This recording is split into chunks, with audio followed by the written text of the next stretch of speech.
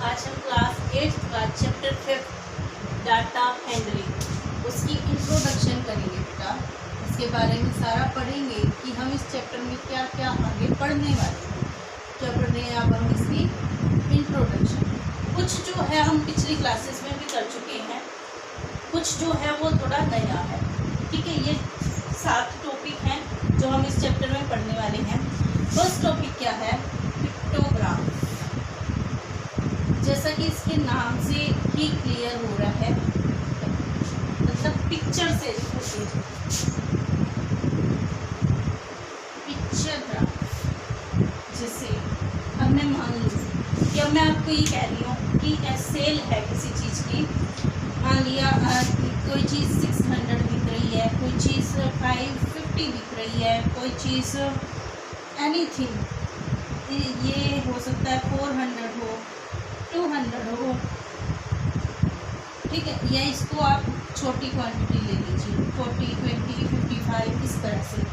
अब मैं आपको कहूँ तो अब मान लिया 60 चीज़ें दिखानी है हमें, तो क्या करना पड़ेगा? 60 बार कोई चीज़ डिनोट करनी पड़ेगी। इसकी बजाय अगर जैसे ये मान लिया मैंने कि ये एक बाउल है, ठीक है, बाउल्स बिक रहे हैं, तो अगर मैं ये कह देती हूँ, या फिर एक जैसे कॉपी है, ठीक है, कॉपी बिक रही है, तो मैं कहती हूँ कि वन नोटबुक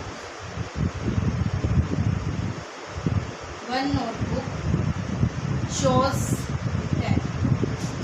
एक जो अगर मैं एक पिक्चर बनाती हूँ तो ये 10 को शो करती है, तो 60 वाले में मुझे कितनी बनानी पड़ेगी? 6।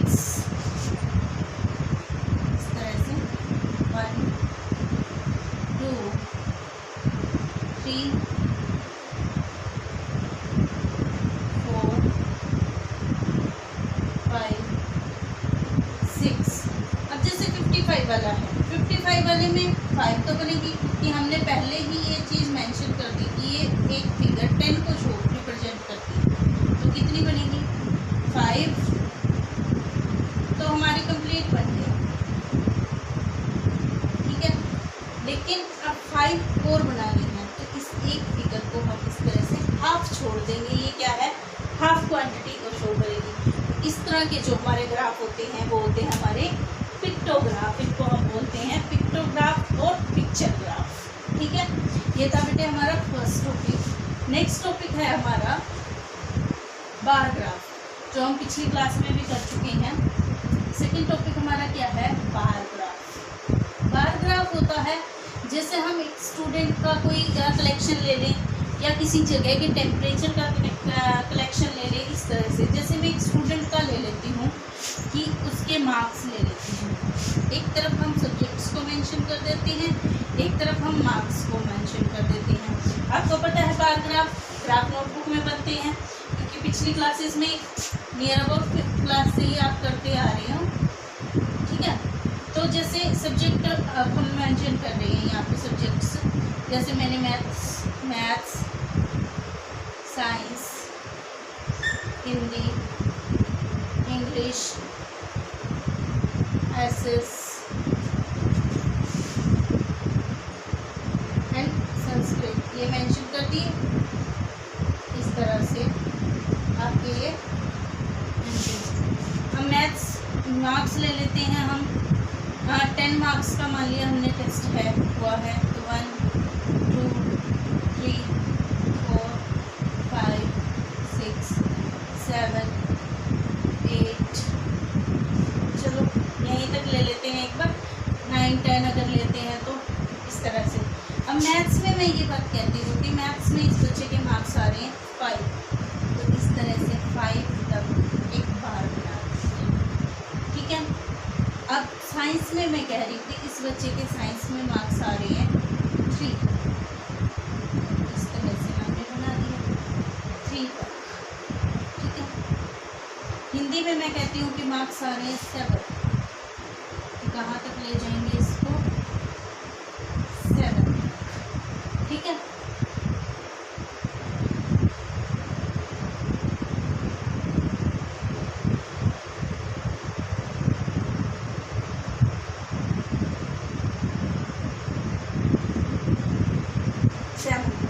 फिर मैं कहती हूँ कि इंग्लिश में ये बच्चा स्कोर कर रहा है 4 मार्क्स, हम कहाँ तक ले जाएंगे इसको 4। एचएस में स्कोर कर रहा है 8 मार्क्स, तो हम बार बना देंगे 8। संस्कृत में मान लीजिए स्कोर कर रहा है ये बच्चा 9 मार्क्स, तो इस तरह से हमने संस्कृत का, ठीक है। तो ये था बेटे हमारा bar graph.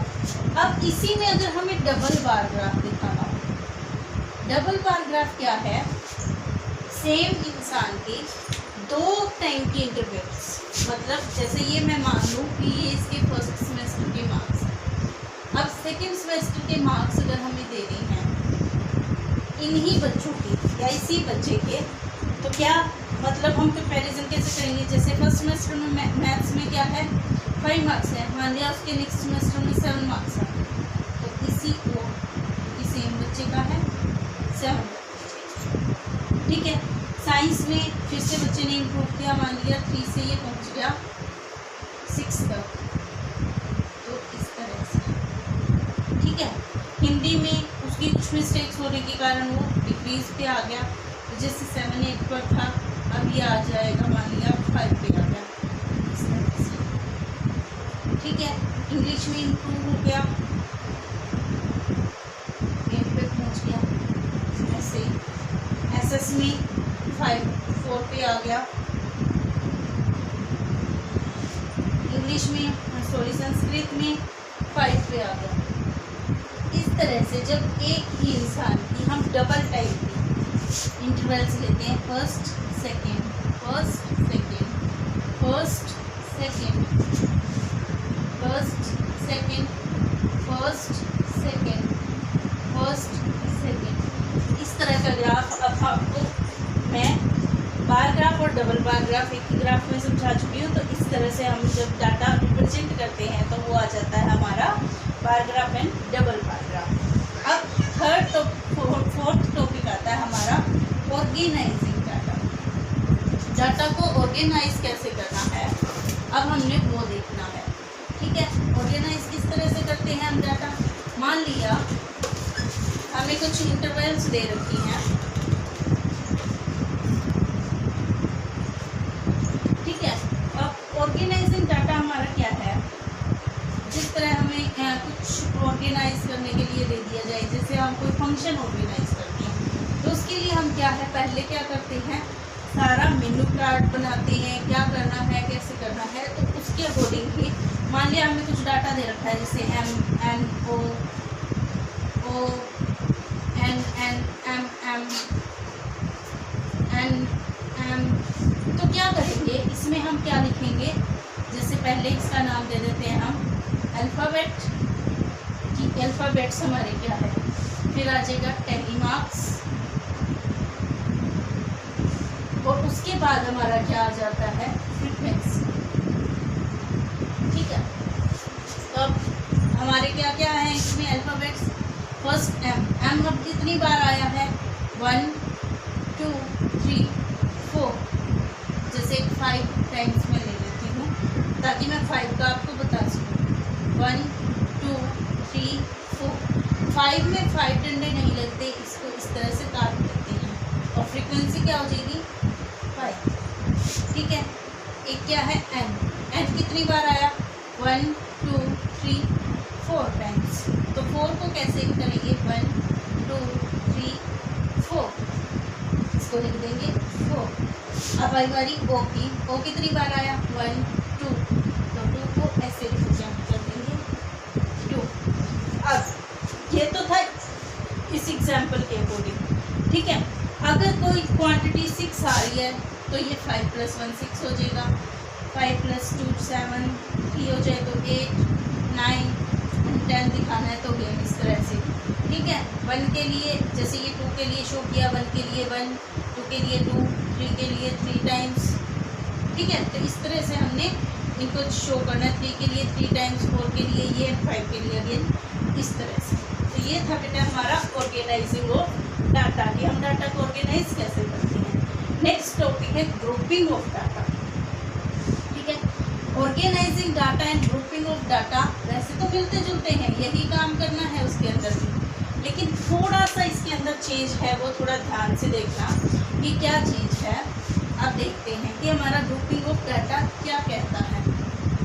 Grouping of data कहता है जैसे हम मान लो कि हम जैसे एग्ज़ाम्स लेते हैं आप लोगों के, ठीक है, एग्ज़ाम्स लेते हैं तो आप क्लास में बहुत सारे बच्चे हैं, मान लिया मैंने 50 मार्क्स का टेस्ट लिया या पेपर लिया, तब कोई बच्चा होगा जिसका 1 नंबर आएगा, कोई होगा 2 नंबर लेने वाला भी, कोई होगा 50 आउट ऑफ 50 लेने वाला भी।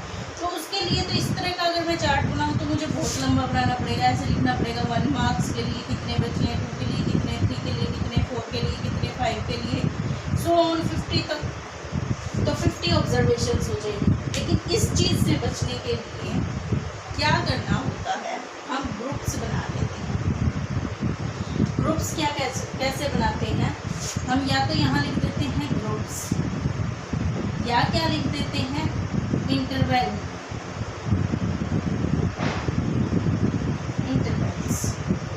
ठीक है, तो इंटरवल्स क्या होंगे, जैसे मार्क्स की है, मान लिया मैंने बना दी 0 से 10, इसमें भी अगेन क्या होगा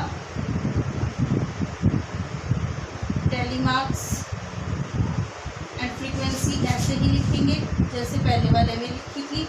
जैसे 0 से 10 मार्क्स लेने वाले, हो सकता है कई बच्चे 5 मार्क्स लेने वाले हों, हो सकता है 2 बच्चों को 2 मार्क्स आ रहे हों, हो सकता है 3 बच्चों के 10 मार्क्स भी आ रहे हो। तो ये जितने भी होंगे वो सारे के सारे क्या आ जाएंगे 0 से 10 वाले में।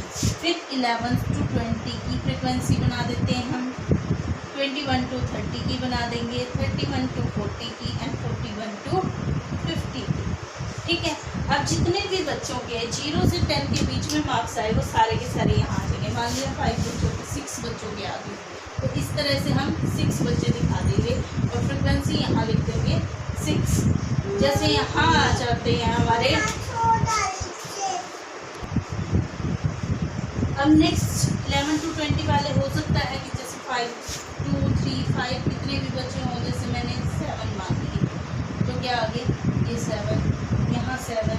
21 से 30 वाले मैं मान लिया 15 बच्चे मान देती हूँ, तो कैसे 1, 2, 3, 4, 5, 1, 2, 3, 4, 5, 1, 2, 3, 4, 5, दिस इज 15। 31 से 40 वाले 5 स्टूडेंट्स, ये 5 हो गए, ठीक है। और 41 से 50 वाले हमारे मान लिया जैसे 2 स्टूडेंट्स हैं, तो यहाँ लिख देंगे हम 2। तो इस तरह से जो हमारा होता है ये होता है ग्रुपिंग। ठीक है, कि हमने ग्रुप बना दिया कि 0 से 10 वाले सारे बच्चे एक ही ग्रुप के अंदर काउंट होंगे।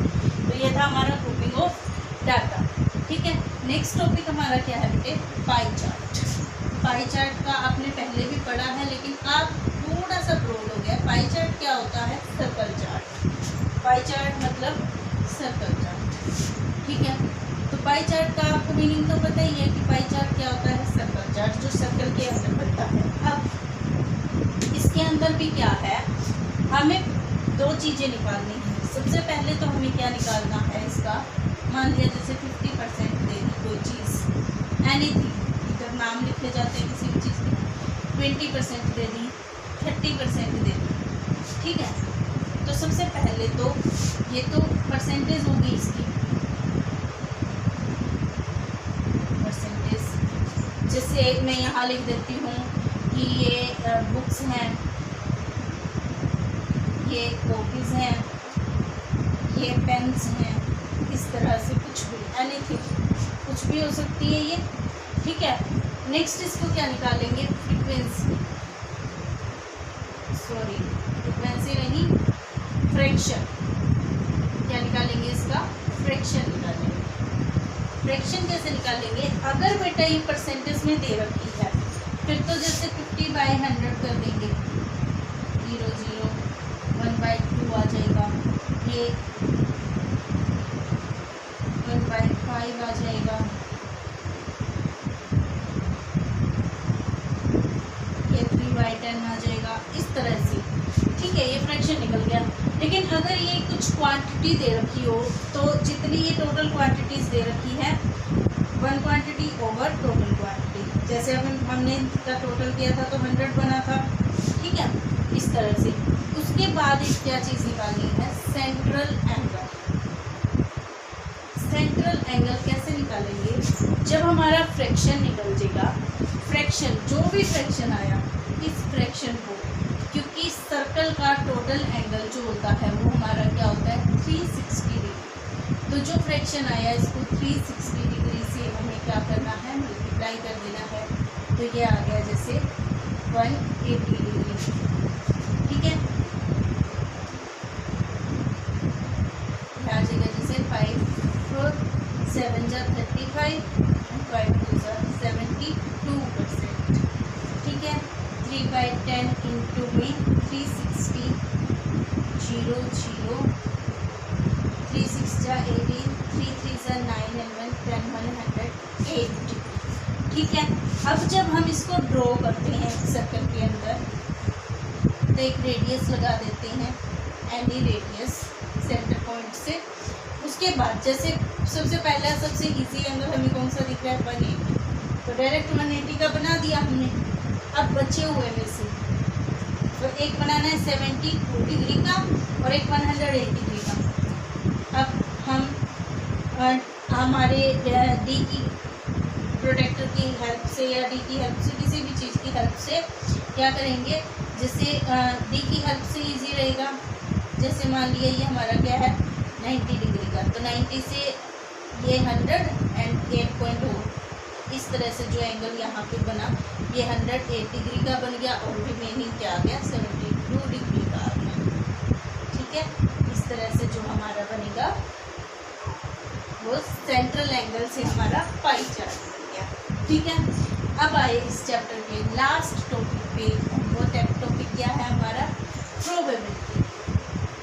अब प्रोबेबिलिटी क्या है, प्रोबेबिलिटी होती है किसी भी चीज़ के होने और ना होने के चांसेस। कोई भी काम होने के और ना होने के जो चांसेस होते हैं उसको हम बोलते हैं प्रोबेबिलिटी, ठीक है। कि इस काम के होने की क्या प्रोबेबिलिटी है कि ये हो जाए। जैसे मैं कह दूँ कि मान लिया हो सकता है आज बारिश आ जाए, हो सकता है ना आए, तो दो ही प्रोबेबिलिटी है, या तो आएगी या तो नहीं आएगी, तो उसको हम क्या कहते हैं, प्रोबेबिलिटी। अब प्रोबेबिलिटी का एक फॉर्मूला होता है या एक ट्रिक है इसकी, वो क्या है, नंबर ऑफ फेवरेबल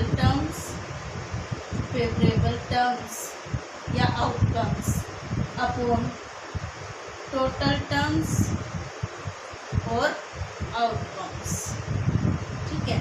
अब फॉर एग्जांपल सबसे इजी इसका एग्जांपल, इसमें लगभग जो क्वेश्चंस आते हैं वो या तो डाई से रिलेटेड या कोइन से रिलेटेड या बैग में कुछ कलरफुल बॉल्स के रिलेटेड या कार्ड्स से रिलेटेड आते हैं लगभग क्वेश्चंस। तो अब मैं आपको जैसे कोइन का ले लेती हूँ कि हमने कोइन को टॉस करना है, ठीक है। उसकी क्या प्रोबेबिलिटी है, हो सकता है उसका हेड आ जाए, हो सकता है उसका टेल आ जाए, दो ही चांसेस हैं, हो सकता है हेड आए, हो सकता है टेल आए। अब मैं कह रही हूँ कि टेल के आने के कितने चांसेस हैं, तो टेल के आने का तो एक ही चांस है। टोटल फेवरेबल आउटकम कितनी होगी हमारी 1, क्योंकि फेवरेबल क्या है हमारा टेल, और टोटल कितनी है 1 and 2, तो इसके आने के चांसेस क्या है 1/2।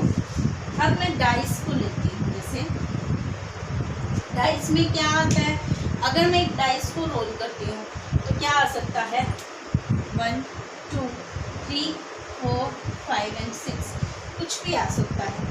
अब मैं आपको ये कह रही हूँ कि इसमें से इन आउटकम्स में से 5 के आने के चांसेस कितनी, 5 तो एक ही बार आ सकता है एक डाई को रोल करने पे, तो फेवरेबल तो हमारी अगेन क्या होगी 1, लेकिन टोटल आउटकम्स क्या है, चेंज हो जाएगी 1 2 3 4 5 6, टोटल आउटकम्स कितनी होगी 6, ठीक है।